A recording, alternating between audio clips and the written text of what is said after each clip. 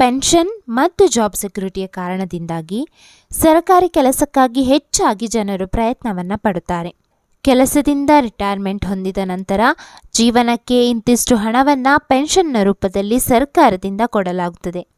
2004ರಲ್ಲಿ ಭಾರತ ಸರ್ಕಾರ ಹೊಸ ಸರ್ಕಾರಿ ನೇಮಕಾತಿಗಳಿಗೆ ನಿವೃತ್ತಿ ಆದಾಯವನ್ನು ಒದಗಿಸುವ ಉದ್ದೇಶದಿಂದ ನ್ಯಾಷನಲ್ ಪೆನ್ಷನ್ ಸ್ಕೀಮ್ ಅನ್ನು ಜಾರಿಗೆ ತಂದಿತು.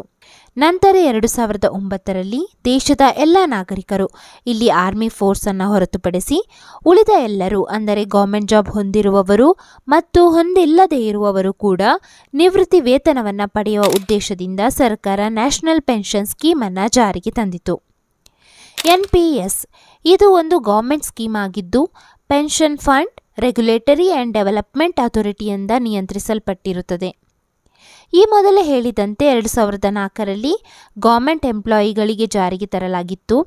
ನಂತರ ಭಾರತದ ಎಲ್ಲ ನಾಗರಿಕರಿಗೆ 2009ರಲ್ಲಿ ಈ ಯೋಜನೆಯನ್ನು ವಿಸ್ತರಿಸಲಾಯಿತು. ಇಲ್ಲಿ ನೀವು ಪೆನ್ಷನ್ ಅಲ್ಲದೆ ಟ್ಯಾಕ್ಸ್ ಬೆನಿಫಿಟನ್ನು ಕೂಡ ಪಡೆಯಬಹುದು. 18ರಿಂದ 70 ವರ್ಷದ ವಯಸ್ಸಿನ ಭಾರತೀಯ ನಾಗರಿಕರು ಈ ಯೋಜನೆಯ ಲಾಭವನ್ನು ಪಡೆಯಬಹುದಾಗಿರುತ್ತದೆ. ಇಲ್ಲಿ ಮಿನಿಮಮ್ ₹1000ಯಿಂದ ಮ್ಯಾಕ್ಸಿಮಮ್ 12,000 ತನಕ ವರ್ಷಕ್ಕೆ ಕಾಂಟ್ರಿಬ್ಯೂಟ್ ಮಾಡಬಹುದು.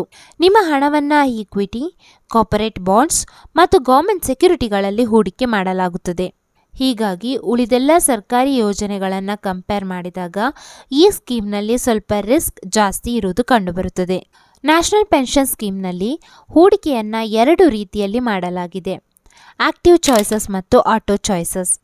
Active choices self manage investment, ಅಂದರೆ ಈಕ್ವಿಟಿ, ಕಾರ್ಪೊರೇಟ್ ಬಾಂಡ್ಸ್ ಮತ್ತು ಗೌರ್ಮೆಂಟ್ ಸೆಕ್ಯುರಿಟಿಯಲ್ಲಿ ಎಷ್ಟು % ಇನ್ವೆಸ್ಟ್ ಮಾಡಬೇಕು ಎಂಬುದನ್ನು ನೀವು ನಿರ್ಧರಿಸುತ್ತೀರಾ. ಆಟೋ ಚಾಯ್ಸ್, ನಿಮ್ಮ ಹಣವನ್ನು ನಿಮ್ಮ ಏಜ್ಗೆ ಅನುಗುಣವಾಗಿ ಹೂಡಿಕೆಯನ್ನು ಮಾಡಲಾಗುತ್ತದೆ. ಇನ್ವೆಸ್ಟ್ಮೆಂಟ್ 2 ವಿಧವಿರುವ ಹಾಗೆ ಇಲ್ಲಿ 2 ರೀತಿಯಾದ ಖಾತೆಯ ಪ್ರಕಾರವನ್ನು ನೋಡಬಹುದು: Tier 1, Tier 2. Tier 1 mandatory account ಆಗಿರುತ್ತದೆ, Tier 2 ಆಪ್ಷನಲ್ ಆಗಿರುತ್ತದೆ. Tier 1 ನಿವೃತ್ತಿಗೆ ಸಂಬಂಧಿಸಿದಂತಹ ಖಾತೆಯಾಗಿರುತ್ತದೆ. ಹಣವನ್ನು ಹಿಂಪಡೆಯುವಲ್ಲಿ ಕೆಲವೊಂದು ನಿಯಮಗಳನ್ನು ಒಳಗೊಂಡಿರುತ್ತದೆ. ಇಲ್ಲಿ ₹1000 ನೀವು ವರ್ಷಕ್ಕೆ ಇನ್ವೆಸ್ಟ್ ಮಾಡಲೇಬೇಕಾಗಿರುತ್ತದೆ. ಅದೇ ರೀತಿ ಟ್ಯಾಕ್ಸ್ ಬೆನಿಫಿಟ್ ಕೂಡ ಇಲ್ಲಿ ನೋಡಬಹುದು. ATC ಅಂಡರಲ್ಲಿ 1.5 ಲಕ್ಷದವರೆಗೆ ಟ್ಯಾಕ್ಸ್ ಡಿಡಕ್ಷನನ್ನು ಪಡೆಯಬಹುದು.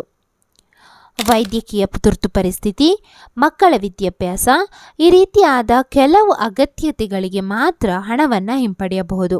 ಇನ್ನು ನಿವೃತ್ತಿಯ ಸಮಯದಲ್ಲಿ 40% ವಾರ್ಷಿಕ ಪಿಂಚಣಿಯಾಗಿ ನೀವು ಹೂಡಿಕೆಯನ್ನು ಮಾಡಬೇಕು.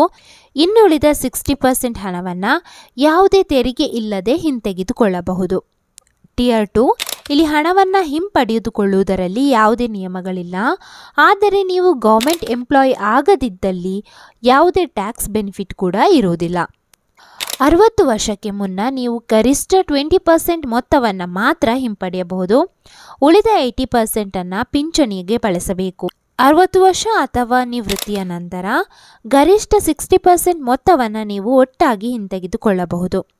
ಉಳಿದ 40%ಅನ್ನು ಪೆನ್ಷನ್ಗೆ ಬಳಸಬೇಕು. ನ್ಯಾಷನಲ್ ಪೆನ್ಷನ್ ಸ್ಕೀಮ್ ಖಾತೆಯನ್ನು ಅಧಿಕೃತ NPS ವೆಬ್ಸೈಟ್ನಲ್ಲಿ ಅಥವಾ ಪೋಸ್ಟ್ ಆಫೀಸ್ ಮತ್ತು ಬ್ಯಾಂಕುಗಳಲ್ಲಿ ನೀವು ಓಪನ್ ಅನ್ನು ಮಾಡಬಹುದಾಗಿರುತ್ತದೆ.